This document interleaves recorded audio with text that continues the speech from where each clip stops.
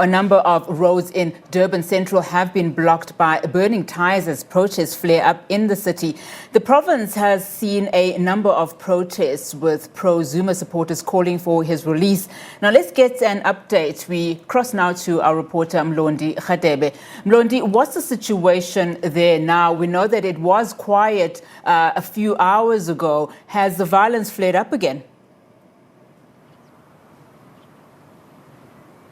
Thank you very much, Unati. We are in the headquarters of the Durban Metro here in eThekwini. They will briefly tell us about the situation around the Durban CBD, because earlier on we were at next to Dalton Hostel in Sydney Road, where a truck that was carrying frozen products was burnt by the protesters, and the members of the community were trying to loot the truck as well while the truck it was burning. But next to me is Superintendent Zama Dlamini, who will briefly tell us about today's situation in Durban. Thank you very much, ma'am, for your time. Briefly about the situation around Durban today.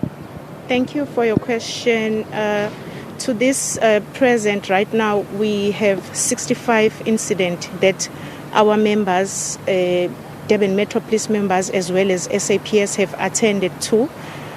We're still waiting for more since they are busy patrolling, and some are static in areas which we think they are volatile areas.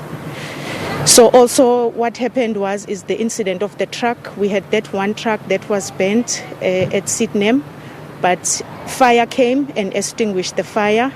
Also there was looting. Today looting was the main. One of them happened at Springfield in a place called China Mart.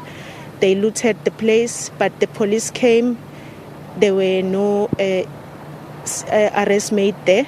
Arrest was made in Pinetown. Today there were more than 20 arrests that we made to all the suspects for theft.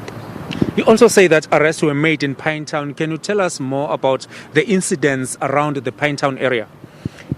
Pinetown area, there were blockage of roads. As you know, that protesters, they burn and leave tires burning there and then they run away. So that was happening a lot in Pinetown as well. And in a place called Mamtikazi in Maran Hill, there were blockage, and also they were looting the shops there, mostly the hardwares. But we arrested more than 20.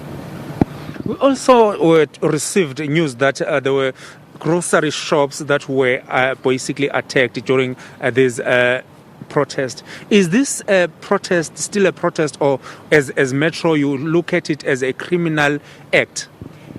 Yes, we look at it as criminal act. That's why we arresting them when we get them on scene. They are criminals that are doing that, because it's not allowed to do that. Any plans maybe about the Metro to try and prevent these crimes to continue? I can assure you that there are plans that Metro Police and other departments that we work with are sitting on, because as you can see, the situation is not getting any better. But there are plans. I can't reveal them now to you, but there are plans to make sure that we face this situation in a way that will help the community. Maybe are there any Metro Police deployed around town to make sure that they are visible, so that maybe the criminals can not continue with this kind of crime? Yes, there are Metro Police. They are on patrols. We've got different units with Metro Police now. We've got POP, we've got the task team, we've got the rapid response, and we've got the traffic police officers as well.